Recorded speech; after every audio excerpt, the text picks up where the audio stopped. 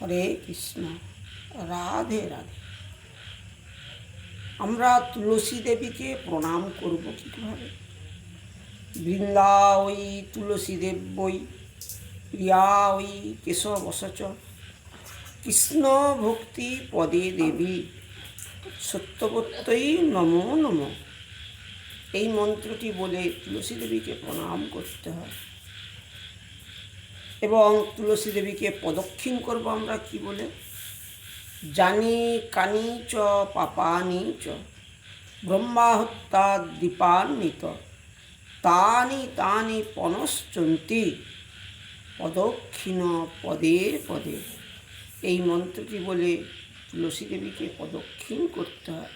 তুলসী দেবী হচ্ছেন ভক্তি দেবী, তিনি আমাদেরকে ভক্তি প্রদান করবে।